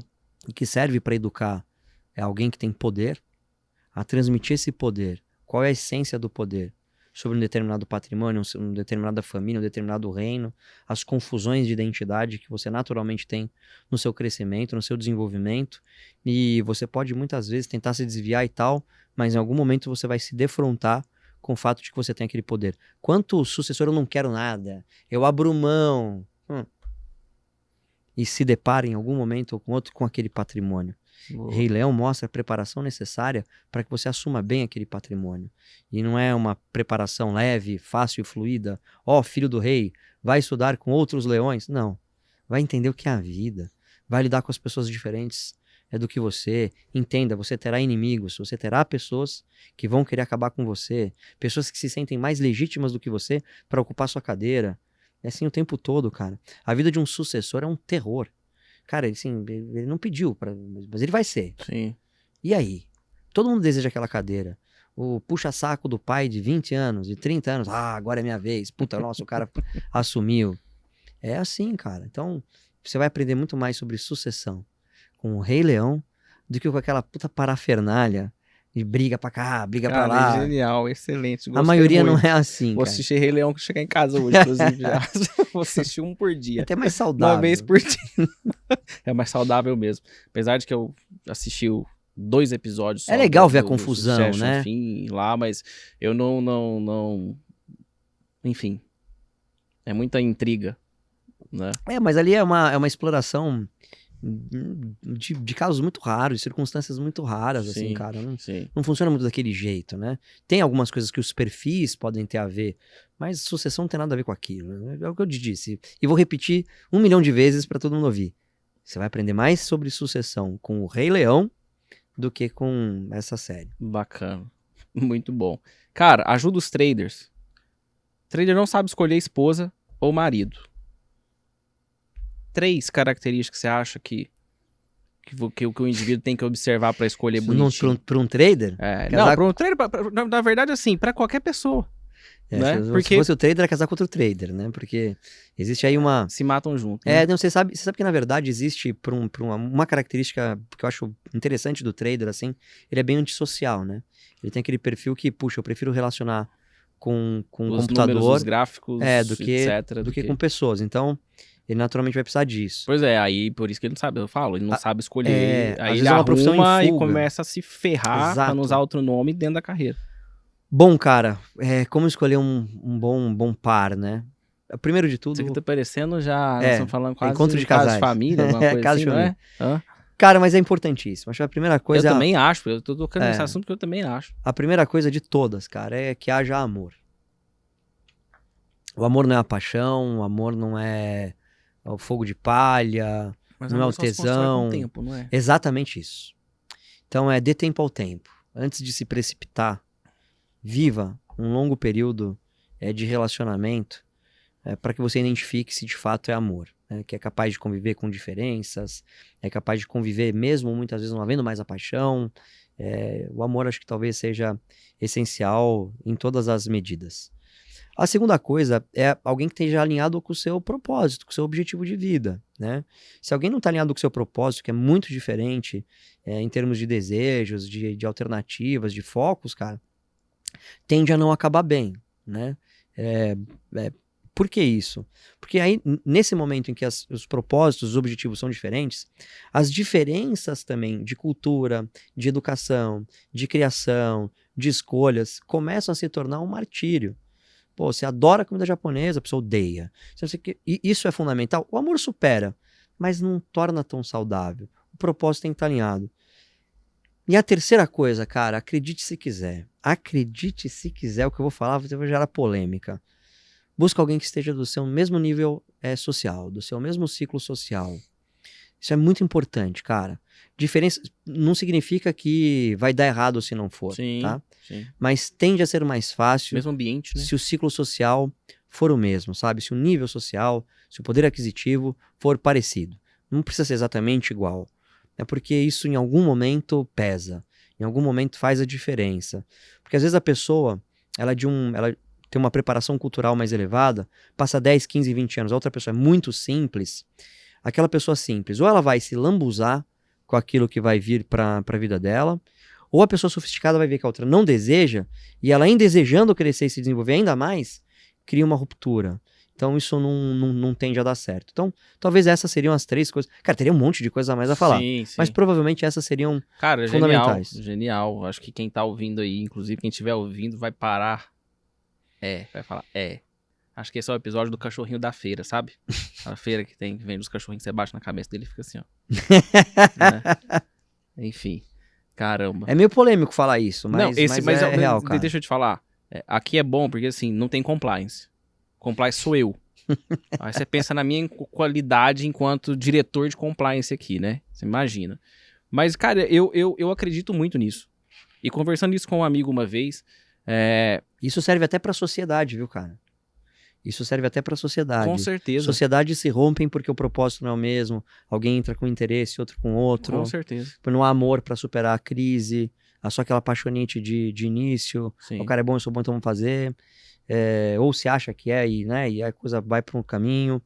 E às vezes o ciclo social da pessoa, o nível social da pessoa é tão diferente daquele que é o seu, que ela é capaz de suportar coisas que você não é, e você, por sua vez, ou de outro lado. Então, acho que qualquer união de pessoas, ela passa por esses 3 pontos, né? Eu acho. Perfeito. Não, perfeito, e passa mesmo. Inclusive, esse último ponto, ele é o mais polêmico. Mas cara, não adianta. É polemicíssimo. E aí eu conversando com um amigo, ele era apaixonado na moça, enfim. Só que assim, ele dava muito trabalho. Ele não conseguia acompanhar ela. Ela é muito pra frente. E aí pra frente, tô falando, não é moderninha. É pra frente, ela é empreendedora. Ela é um monstro. E ele não conseguia acompanhar. Ele atrapalhava ela. E aí eu caí na bobeira de falar, cara, vocês são pessoas, inclusive, de classes sociais muito diferentes.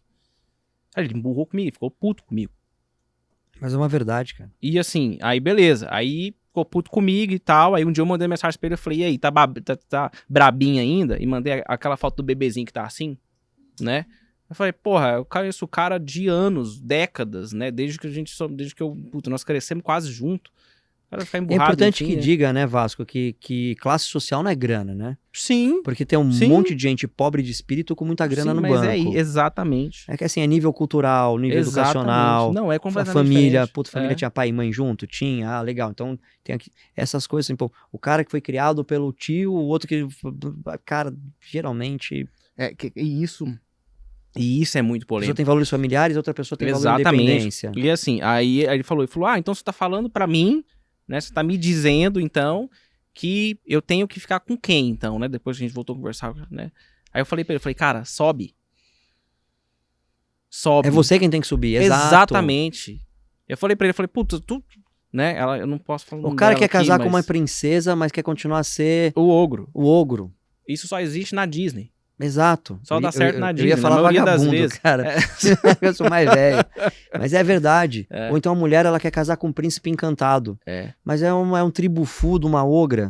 Pô, cara, você quer atrair um príncipe ou quer atrair uma princesa, se torna você um príncipe e uma princesa. Você quer ter você quer ter um baita de um cliente. Você quer ter um cliente top. Pô, mas velho, você é top? Perfeito, é isso. Pô, então eu acho que isso é fundamental, cara. É isso. E vou te falar, hoje eu tenho um puta, não é orgulho dele, vamos assim se dizer, mas hoje eu admiro ele pra caramba, o que ele cresceu. Exato. Porque, no final das contas, o que aconteceu? A moça... Largou dele. Eles fizeram um acordo, né? Ele entrou com o pé. Ela entrou com o pé. Ela com o pé e ele com a bunda, né?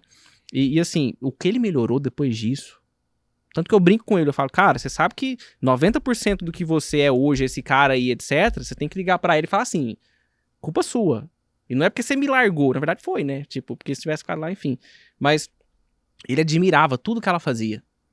Só que ele não conseguia fazer nada do que ela fazia e ele atrapalhava ela. Você sabe que isso é uma coisa muito comum também, né? A pessoa depois que passa por um sofrimento muito danoso é que cresce. E a gente falou disso no começo do podcast. Sim, dor. Sofrimento, a dor, é a curva pra você acertar, cara. Então faz parte. Olha que bom. Que ele é dos temas, inclusive, aqui, eu até tinha lá na hora do sofrimento, não tem como você... Mas provavelmente agora ele entenda que aquele sofrimento fez sentido. Então quando ele sofrer alguma outra coisa na sua existência, ele sabe que aquele é um momento preparatório para uma evolução. Você acha que a maioria dos nossos aprendizados vem da dor? Acho que sim, cara. Você acredita naquilo que, olha, você não precisa passar por isso? Porque eu estou te dizendo, não faça aí, não põe o dedo na tomada que você vai... Não. Você não acredita nisso? Seria ótimo se isso fosse fácil assim, mas não obrigado. É, cara. Porque eu também não acredito, não. A gente não é assim, explica, cara. A gente fala, não faz isso, você não precisa passar por isso, senão não sei o quê. O que você pode fazer é preparar para as consequências, para as alternativas, para as opções. E a pessoa, dado o seu grau de maturidade, crescimento, interação evolutivo, ela fazer as boas escolhas, né? Tem gente que não tem isso. E tem que passar por aquilo. Mas o sofrimento é inerente da existência humana, cara. Você sofreu pra nascer, vai sofrer pra morrer. Então ninguém morre. Que gostoso, morri. Não, é dor, é uma desgrama, é um treco horroroso. Não eu quero tanto morrer dormindo. Legal, mas quantos que morrem dormindo? Será que alguém morre sem dormir também? Né? Boa pergunta. Mas, cara, no final do dia, assim, a maioria dos casos que você sabe são pessoas que passaram por algum sofrimento bastante terrível. Sim. Então, certamente sofrer e evoluir deve significar pra gente, bicho, você vai passar por esse sofrimento final, mas você vai pra alguma coisa melhor, né? É assim como quando você nasce. Você tá lá confortávelzão, vivendo na água, comidinha chegando, aconchegado. Pô, de repente alguém vai lá, arranca você, te mostra pro pau, dá um tapa na sua bunda, um peteleco no seu pirulquito e vamos aí, e assopra teu nariz. Velho, que puta loucura. Até eu choraria, né? Você não choraria? Eu alguém também. vai lá dar um tapa na sua bunda, um Eu peteleco também. no teu pipi, dá uma soprada no teu nariz. Velho, começa a berrar. Então, assim, sofrimento, acho que é inerente à vida mesmo. Dá pra aprender pelo amor, dá pra aprender pelo... Cara, mas nada como uma experiência de vida. Boa, muito bom. Eu ia falar dessa questão do aprendizado, né? Dessa questão da dor, enfim. E a gente, trader é a mesma coisa, porque traders são pessoas, né? Acho que a gente é gente, né? De vez em quando a gente... É um robô do outro lado. Né, exatamente. Aprende perdendo, né? Não, tem um cara da produção aqui que, cara, acho que tá aprendendo umas coisas aí, mas aí... Você sabe numa época que eu tradava bastante, assim, cara, eu aprendia tanto. Cara, eu já peguei esse mercado... Muito aprendizado. Porra, velho, aprendizado o tempo inteiro, passei uns 6 meses aprendendo. Que isso. Pô, isso é bom, hein, cara. Por isso você virou Wealth Management.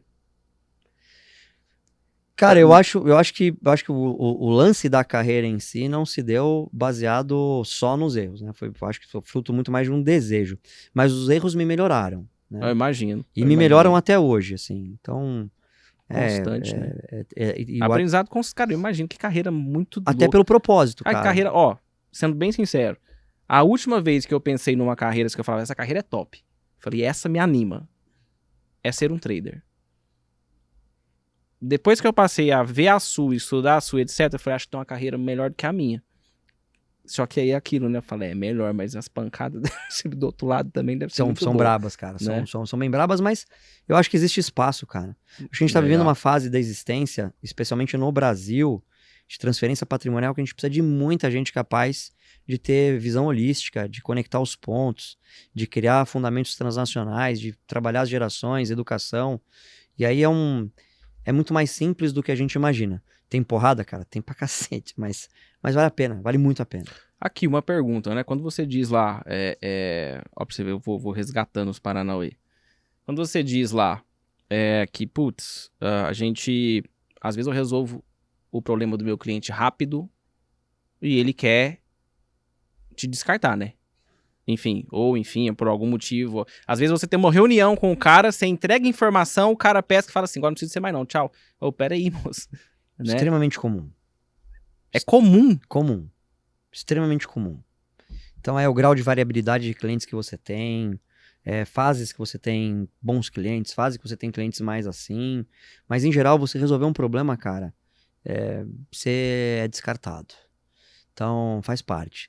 Poucos carregam isso a mais longo prazo, em geral quando eles estão atrelados a algum banco, alguma instituição financeira, ou que você tem, e aí foi uma estratégia que eu desenvolvi, de alocar mais serviços dentro do cliente. Então, pegava a parte jurídica do cara, pegava a parte contábil das empresas do cara, e eu ficava mais tempo como um consigliere, né, como um conselheiro, e as minhas operações atendendo o cara.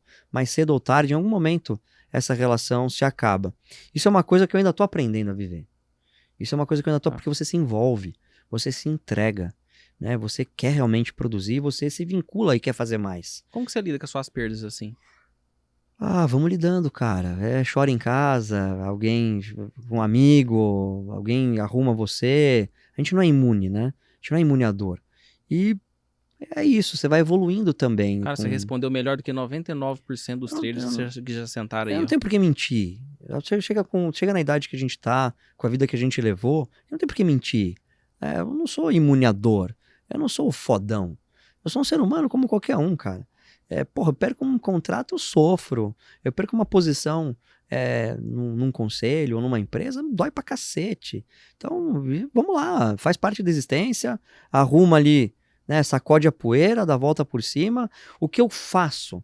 Então, talvez esse tenha sido um segredo, eu tenho pensado muito nisso ultimamente. É que o meu próximo projeto sempre fica mais tesão, cara, sempre fica mais legal. Eu sempre sou mais feliz no próximo. Então eu já encaro, eu vou de um, vou pro outro, eu faço aquilo com tesão. Parece que é a coisa mais tesão da minha vida. Eu já não dá, vai pro outro. Então, sabe, você passa a viver como um técnico de futebol.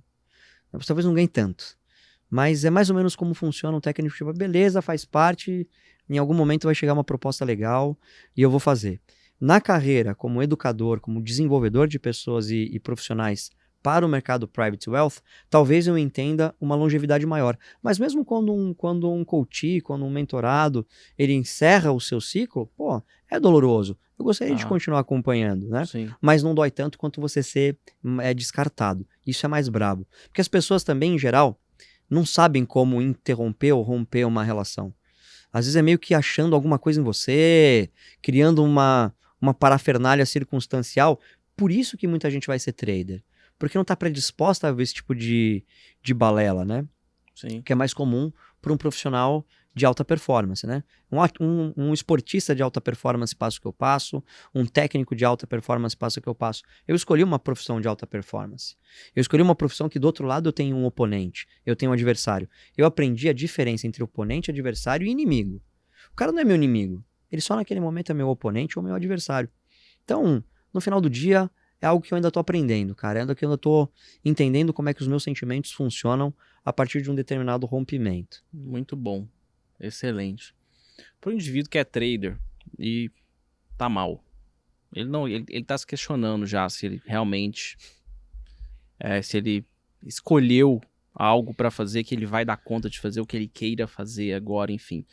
Mas ele é apaixonado no mercado financeiro, né? O que você diria que tem de opção para esse cara aí fora? Além do wealth em si. Cara, tem muita coisa legal, né? Então, os bancos vão começar a contratar forte de novo. Então, o cara pode se preparar, fazer as certificações necessárias para você ingressar numa carreira bancária. Você tem o agente autônomo de investimento, é uma super carreira, vai para uma terceira evolução da sua forma de ser e de atuar. Sim. Se discute muito se vai ser por honorários fixos ou se vai continuar com o sistema comissionado ou se vai evoluir o sistema comissionado. Então, tem muito espaço. Faz o Ancor, tira o AI, e vai trabalhar, vai se vincular a uma instituição financeira. O cara que é aí, o cara que é gerente, tal, ele pode evoluir para a área private wealth, é o único cara que continua crescendo de maneira mais sólida. Você pode ser um consultor financeiro, vai, faz o CFP, se prepara para a prova. Só você fazendo o CFP você já vai conseguir ter várias noções atuariais que vão te ajudar, por exemplo, no próprio trade, né? Vai estudar livros, cara, vai ler livros de vários autores diferentes. Hoje tem um número incrível de traduções muito boas, né? Não vai ser o Warren Buffett, talvez não tenha espaço mais para isso. Mas se você consegue ser alguém que consegue acumular riqueza através de um conjunto combinado de trades, né? Então, assim, existe muito espaço, cara, muito espaço. Acho que a consultoria financeira vai entrar em voga no Brasil de novo. O cara que é CFP, o cara que é a próxima, né? Que é internacional. CFA. O CFA, né? É o cara fazer o AI, se tornar um agente de investimento. Pô, tem a SUSEP, tem o mercado imobiliário. Então, mas não para ser mais do mesmo. Para se tornar um cara diferenciado. Então, o mercado financeiro tem muita porta de entrada. Muita porta de entrada. Tá. Muito bom. Tem alguma... O cara que quer se tornar, por exemplo, o próximo Ricardo Pisa. Pô. Ou o famoso, né? Eu costumo dizer que você não tem que querer se tornar ninguém. Você tem que querer se tornar melhor do que alguém. Alguém que quer... O famoso o aprendiz supera o mestre, né? Alguém que... Esse cidadão que, por exemplo, ele tem uma cara de que quer te passar qualquer dia. Que fala assim, eu vou ser melhor do que esse cara e vou contar pra todo mundo que eu aprendi com ele, né? O cara que tem sangue no olho ali e quer começar na carreira de wealth. Começa por onde? Como? Porque assim, ele precisa de uma base sólida de conhecimento de várias coisas, enfim, que ele vai adquirir com o tempo. Não adianta o cara também falar assim, não, eu vou adquirir, depois eu vou. Cara, existem várias formas de você se tornar um wealth planner, né? Pragmaticamente e institucionalmente. Institucionalmente, você tem uma associação internacional chamada STEP, você faz um curso em Londres e você ganha uma certificação. Mas é uma certificação, você vai ter que viver toda a experiência de vida para poder praticar. Até porque a gente fala que é uma atividade de prática, né? Um practitioner, é um pragmata, né? Que reúne uma série de fatores que podem ser combinados. Pode ser super especialista numa área, ou um cara mais geral, que é o meu caso. O que eu percebi é que as pessoas desejam entrar nesse mercado. Então, não adianta eu preparar o cara tecnicamente de cara, porque ele pode bater com a cara na porta, assim, e não ter oportunidade para ele. Mas se ele formar uma carteira de clientes deste nível, a coisa começa a ficar mais fácil. Porque ele se conecta a uma rede, a um ecossistema que provê os serviços, que ele entende como funciona. Primeiro ele faz grana, aproximando pessoas dessa cadeia de serviços e de produtos. Então ele faz grana. Com essa grana ele depois aprende a atender. Tá. E ao aprender a atender, ele vai entender quais são as áreas que ele pode se especializar e se tornar um técnico. O que eu fiz? Eu desenvolvi 3 cursos. O primeiro deles é o MWA, o Master Wealth Advisor. É o cara para se formar um especialista em vendas para o público High Net Worth ou Ultra High Net Worth, que é o cara que tem um patrimônio líquido maior do que $1 milhão. Esse cara tem necessidades específicas, ele convive com pessoas de formas específicas, então eu ensino esse cara em 16 aulas a se tornar alguém capaz de se conectar de forma eficiente com clientes desse tamanho. Mas um cliente, cara, 2 clientes representa 30, 40 no varejo. Eu tenho um caso aqui. Uma das nossas colaboradoras, ela veio do varejo, uma venda dela, né, com a gente, representa, me faz aí o sinal, quantas vendas? 10 vendas. Você tá vendo ela falando, não sou eu. Então, uma venda no Wealth representa 10 vendas de varejo comparativamente ao mercado em que ela atuava.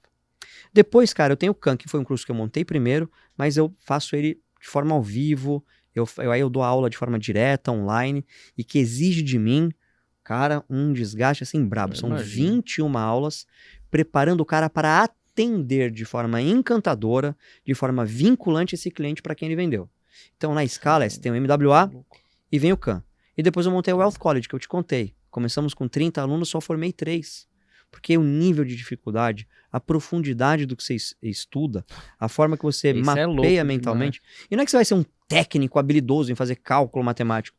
Você vai entender tudo que circunda a cabeça de uma pessoa de alto patrimônio líquido. E aí é muito diferente. Você tem que aprender muito mais psicologia, o mindset de um wealth planner do que qualquer outra coisa. Então aí o filtro fica mais curto. E quer que eu te fale a verdade? É muito mais divertido conectar clientes através de vendas, fazer o atendimento e ter um ecossistema que preste serviços do que ser efetivamente um dos prestadores. Concordo. Aí você não vai ser o próximo Ricardo Pisa, você vai ser uma versão muito melhorada de si mesmo. Você vai ser o que eu fiz na minha vida, só que 4.0. Eu levei quantas décadas para chegar aqui, né? Essas pessoas em 3, 4, 5 anos vão conseguir ter sua carreira de forma acelerada num nicho que não tem oferta de serviços. Você tem uma demanda enorme e com baixa oferta. Então o cara vai parar naquele cara que está vendendo lá, com todo respeito, um ativo, um produto, como se fosse a salvação, mas nem entende como aquilo se conecta com o futuro daquele cliente. É o caso que a gente falou daquela família. Ao invés do cara se preocupar com a educação, né, alinhada ao futuro daquela família, ele está vendendo lá ou um seguro ou uma holding, mas nem sabe como fazer. Então, o pai teria feito a escolha errada. Teria trazido infelicidade e aquela fortuna acabaria. Eu tô falando de uma fortuna próxima de 1 bi, que eu já vi acabar em 2, 3 anos. Então o dinheiro não leva Nossa, desaforo. Como é que você queima 1 bi em 2, 3? Misericórdia. Muito fácil, compra as coisas erradas. A gente tá vendo essas pessoas compra aí... Oi? OGX? Também, achando que vai se fazer um grande milagre. Ou compra uma pirâmide. Ou é pai de uma pirâmide. Ou compra 10 Lamborghini. Ou troca de Lamborghini todo ano. Parecendo, uau, como eu tenho sucesso. Velho, fica comprando coisa que deprecia pra você ver. Fica comprando experiência pra você ver até onde você vai. Você não vai conseguir multiplicar tanto assim. Não, uma hora você acaba. Então calma, ponderação. É pra você viver e fazer coisas agradáveis e felizes, mas esse não é o mote.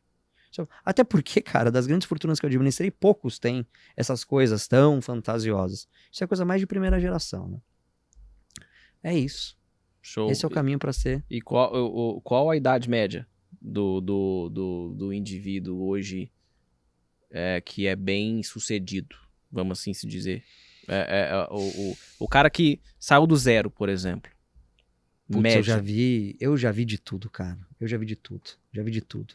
Diferenciar muito que tipo de profissão que o cara tem, que tipo de atividade ele desenvolve. De repente o cara empreendeu numa coisa que tá super na moda e conseguiu fazer fortuna, ou ele tem um talento especial para fazer uma coisa. Eu já vi gente muito jovem fazer muita grana, construir muito patrimônio, e já vi gente destruída depois dos 60, 65 anos, fazer também grandes patrimônios, assim, em 3, 4 anos, até porque aquela experiência que ele já teve fez ele fazer a coisa de forma muito acelerada. Eu já vi de tudo, cara. Na média, a gente tá falando de uma faixa que vai de 45 a 55 anos. Então quer dizer que se eu tiver 30 anos e não tiver ainda multi, hiper, mega milionário, bilionário, eu não tô fazendo nada errado, não. Absolutamente nada errado. Ah. Esse era o momento de você aquilatar o patrimônio que vai fazer a maior diferença na sua vida. Cultura. Conhecimento.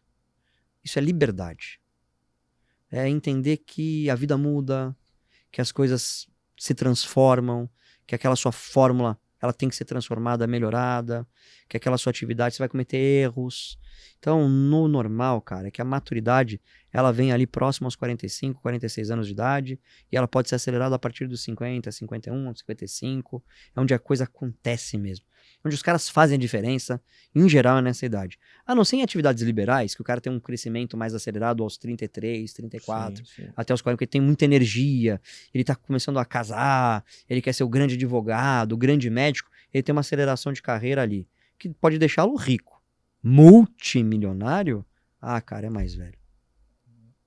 Perfeito. Isso aqui tinha que ter, acho que quando você abre, acho que quando o indivíduo abre o perfil no Instagram, tinha que já vir com esse vídeo, né? Porque hoje a galera olha o Instagram, né? O pessoal pendura no Instagram e se sente uma tristeza, né? Pensa, você olha e você fala, puta, meu relacionamento é uma bosta. Eu sou um fudido, não ganho dinheiro. Sou um derrotado. E eu não sei por que eu não estou feliz todos os dias também. Né? O pessoal viaja na rede social, né? Viaja. Na verdade... Lamentavelmente, cara, a aparência ela pode nos levar a certos enganos. Então, isso é algo que eu tenho muito cuidado em trabalhar. Falei, calma, o que tá por trás aí pode ter um grande patrocínio, isso pode ser só uma isca pra você comprar um monte de coisa aí. Sim. Calma. E que seja, mas assim, na verdade, não é nem uma crítica a quem faz que isso faz na parte rede do social. jogo. Lógico que faz, e é bom. Sim. Pô, vamos lá, tu quer ver um carro fudido na rede social, a não ser que seja uma piada, ou tu quer ver um carro bacana? Claro. Um que você nunca viu, um carro bonito, você fala, nossa, que legal, como é que funciona? Qual o motor, qual a potência e tal? Nossa, quanto vale? Nossa, todo mundo quer. Todo mundo A quer. estética é importante. Claro, agora, você basear a sua realidade e a realidade do mundo, das pessoas, né, naquilo, você fala, então é sempre assim, porque todos os dias esse cara posta uma foto rindo, todos os dias ele tá feliz, ele tá... Pô, eu já falei, né, eu falo, meu, gente, assim, deve ser, foda, a vida de criador de conteúdo, você que agora tá criando mais conteúdo, etc., tem dia que é um porre. E olha que você é muito mais maduro do que eu, por exemplo. Tem dia que é um porre. É chata pra caramba. Eu não quero rir pra essa porcaria aqui. Eu não quero fazer story. Eu quero que todo mundo vá pra... Entendeu? Não quero. Mas você precisa fazer, cara. É o seu trabalho. É o seu trabalho. Você tem que encarar como o seu trabalho. Exato. Tá tudo bem. É seu trabalho, entendeu? E hoje até a rede social você tem também muita gente que faz sucesso falando também dos seus problemas, das suas dificuldades. Bastante. Dos seus enfrentamentos. Tem gente que é um poço de problema. Você vê, nossa senhora, minha vida é boa demais. Esse indivíduo tem problemas demais. Pois é. Né? Tem um indivíduo no mercado financeiro que faz isso. Né? Só reclama e é cheio de problema. Fala que a minha vida é boa, porque desse cidadão é ruim por força, viu? Tá maluco. Pois é. Ô, Pis, indica pra gente 3 livros, cara. Deixa 3 livros aqui que você acha que é importante para as pessoas poderem ler. Vai, um que talvez tenha a ver com emocional, outro com psicologia, algo do tipo, outro com mercado financeiro e outro talvez, se você quiser deixar algum que eu acho difícil, não sei se tem, enfim, que tenha mais a ver até mesmo com a sua carreira. Se você quiser, enfim, algo para iniciante. Mas vamos lá, para deixar alguma coisa aqui. Princípios da economia de Mankell. Acho que é fundamental conhecer os princípios da economia, né? Especialmente a macroeconomia, como ela funciona, como é a relação do dinheiro no mundo, né? Isso aí talvez seja fundamental. Um livro que eu gosto muito de indicar, cara, é Fator Sorte, né? Me ajudem aí, gente. Fator Sorte? Fator Sorte. Me fugiu o nome do autor. Autor famoso. Peraí que eu já acho. Do Max Gunther? Do Max Gunther, perfeito. Tá. Cara, Gunther, famosíssimo, mas esse é o melhor livro dele. o fator sorte. Cara, o outro melhor livro é ler todos os que você puder, cara. Assim, esse é inesgotável. Isso é inesgotável, assim. Eu não quero ser injusto.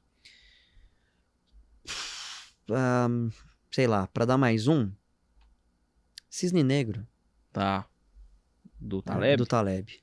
Tá. Sim, Taleb ele escreve um monte de livro que na verdade parece tudo o mesmo, né?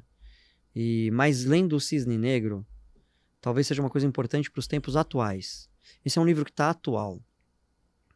Agora tem muita coisa, cara. Tem muito livro. Leia o máximo que você puder. O máximo que você puder. Eu tô lendo um agora, cara, que inclusive um dos coautores é o pai da Gisele Bündchen, cara.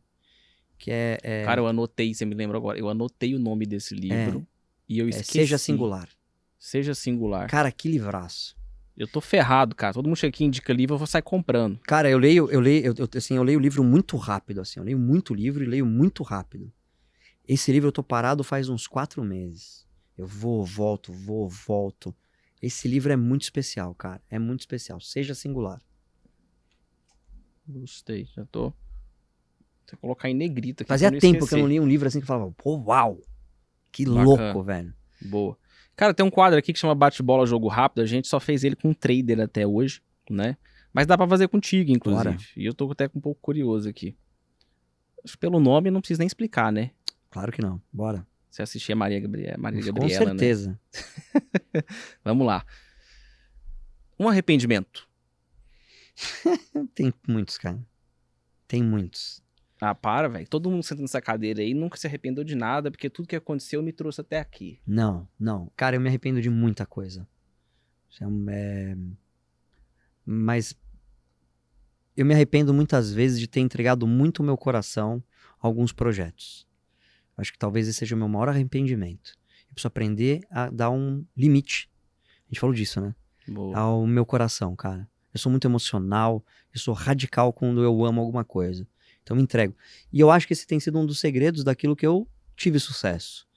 Mas me machuca muito. Então eu me arrependo de ter entregue meu coração de maneira tão forte a alguns projetos. Boa. Uma conquista marcante. Meus filhos, cara. Isso foi me emociono já. Eu acho que não tem ninguém que veio aqui que tem filho que não falou o filho. Cara, esse era o meu alvo de vida. Eu queria ser pai. Eu era pai dos meus amigos, eu era pai dos meus pais, eu era pai de todo mundo. E hoje eu sou pai de verdade, cara. Então, puta, cara, isso... cara, eu já negociei com Sheik, já andei... Cara, eu já vivi coisas extraordinárias. Mas jogar tênis com meu filho de 7 anos é absolutamente impagável. Acordar e receber um beijinho do meu filho menor... Cara, assim, não existe absolutamente nenhuma sensação. Lamento quem não é. Ou quem não deseja ser. É uma vida muito vazia, cara. Então, puta, cara, assim, de verdade, minha maior conquista são eles. Dá até vontade de arrumar um amanhã, não dá? Adotar um, né? Cara, assim, é ver eles me pedindo, papai, faz um risoto. Eles irem no escritório e botarem o terno, cara. Querem ir de terno no escritório. Mesmo quando nem eu tô mais usando. Então, essa é a minha maior conquista, cara. Que legal. Tem algum momento de perda, assim, que te marcou muito na sua vida? A da minha mãe, cara. A da minha mãe. Mudou minha vida. Mudou minha vida. Perder minha mãe foi brabo. Tá. Um forte aprendizado. Putz, cara. Que riqueza não tem nada a ver com dinheiro. Nossa, forte. Absolutamente nada a ver com dinheiro. Esse é o maior aprendizado da minha vida. Eu vi gente absolutamente próspera, rica, com muito pouco.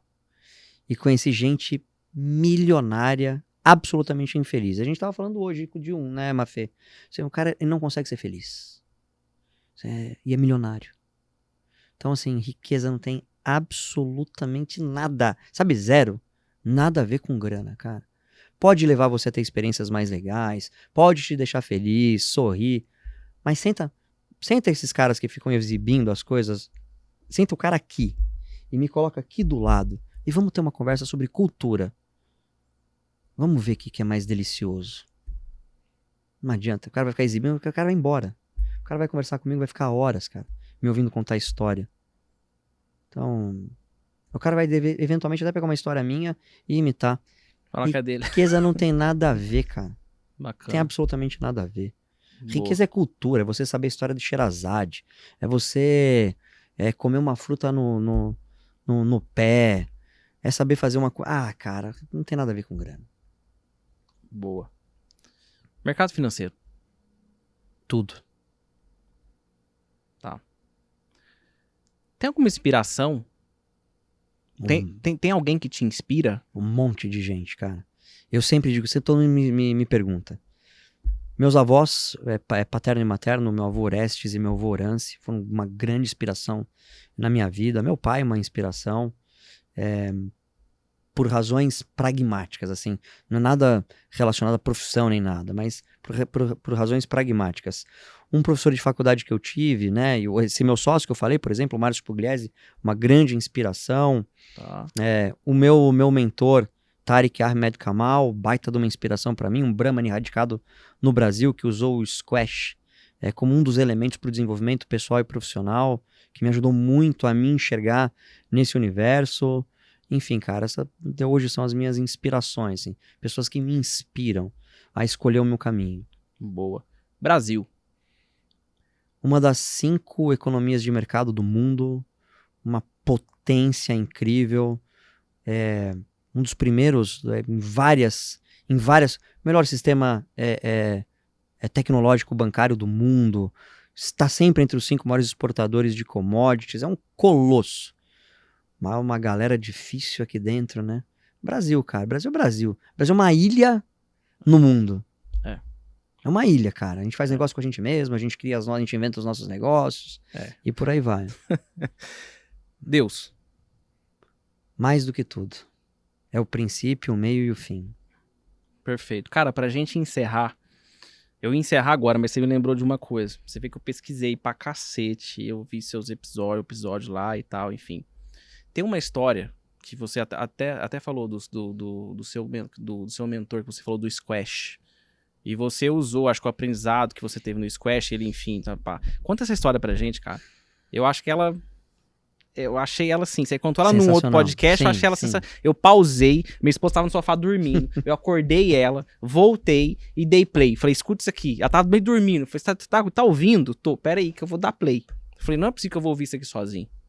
Cara, olha que legal. Provavelmente você deve estar se lembrando da história da noite em Cabum, né? Com certeza. Exatamente. Assim, tem várias histórias com ele, mas essa foi incrível. Ele é um grande trader também. E você sabe que eu, assim, cheguei num ponto da minha carreira que eu tinha feito MBA, LLM, curso de tudo quanto é jeito. Falava, cara, tá faltando alguma coisa, cara. Tá faltando... pagava mentores, de tudo que você puder imaginar. Tinha um cara que falava sobre finanças do outro lado do mundo, eu pegava e ia.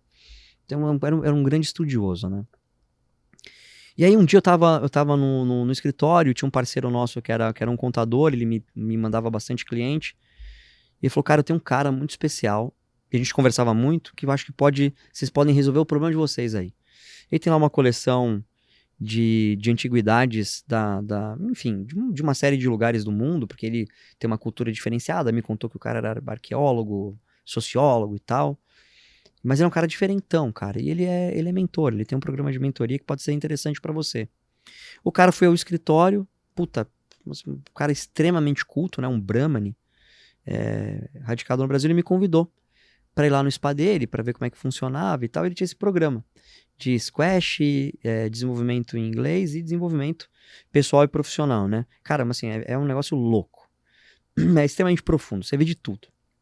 É uma mentoria real mesmo. Não é mentoria, que é um curso, né, da internet. É mentoria não, de você ir lá todo dia, 3, 4, 5 horas com o cara mergulhado naquilo. E ele usava o squash para te submeter às sensações que você viveria na sua carreira, na sua vida e tal. E aí, cara, você começava a jogar melhor, tal, você começava a se achar, nossa, começou bom e tal.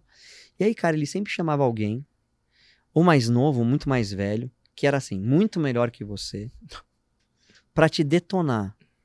Então você começava com 9-0, vai até 11. Você só precisa fazer 2 pontos, cara. Você não é o bonzão? Então agora vai. O cara não te deixava respirar. E ele contava que essa técnica chamava Uma Noite em Cabul. Cara, imagina Cabul. Cabul tá em guerra há não sei quantos dezenas de anos. né? É tiro, pedra, bomba pra tudo quanto é lado. À noite você não sai na rua. De dia você até consegue. Você se acostuma com a guerra. Você se acostuma com a vida naquele lugar completamente inóspito. E ele te preparava quando a noite acabou. O cara era bola pra tudo quanto é lado que te arrebentava, te arregaçava. E você voltava a ter humildade. Falar, cara, eu ainda não sei nada. Eu ainda tô longe pra caramba de ser bom. Deixa eu respeitar a técnica. Deixa eu respeitar a metodologia. Quem trabalha comigo há mais tempo sabe o quanto eu sou fiel a isso. Cara, não é você. O segredo não é você ser fodão. O segredo é você seguir a metodologia. É um método que é imbatível. E eu aprendi isso nessa noite em Cabu. Cara, mas era um inferno, assim. Você se sentia a pior porcaria do mundo. Você não fazia um ponto no cara. Então o cara te arrebentava, você nem via a bola passar. Essa noite em Cabu. Quantas noites em Cabu a gente não passa na nossa vida? E você tinha me feito essa pergunta. Pô, pro cara que tá lá arrasado, tá ferrado, que tá se sentindo a pior coisa do mundo, cara, você só tá numa noite em Cabu. Não faz da noite em Cabu a história da sua existência. Calma.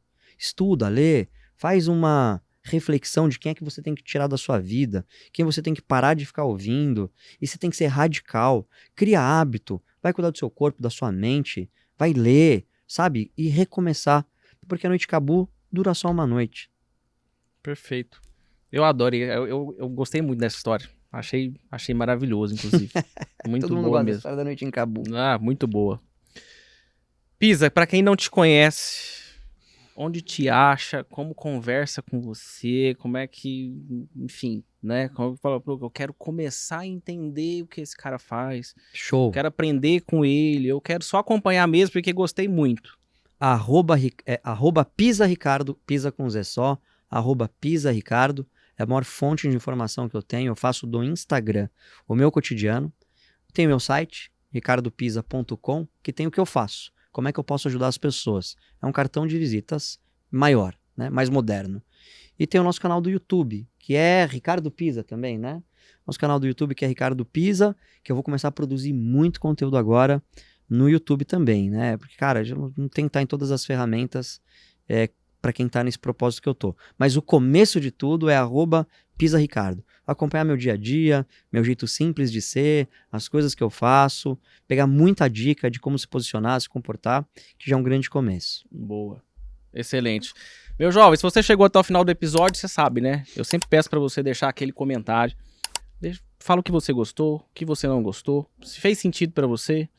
E assim, critica, né? Eu já falei, eu gosto muito das críticas porque normalmente a gente melhora algumas coisas aqui, não são com os elogios, são com as críticas, né? Hoje um episódio completamente diferente e hoje eu posso falar o que eu sempre quis falar nesse podcast. Eu nunca pude falar qual foi o melhor episódio do podcast porque era todo mundo trader, né? Até o momento, o melhor episódio, pra mim, de aprendizado, foi esse. Eu não sei pra você. Então conta aqui, deixa aqui no comentário. Se você ainda não se inscreveu no canal, inscreva-se, marca aqui esse botãozinho, clica no sininho pra receber as notificações e aguarde que só tem convidado top aqui. Eu já falei, o mais bobo aqui sou eu, os convidados são todos muito bons. @os Traders Podcast no Instagram e até o próximo episódio. Valeu!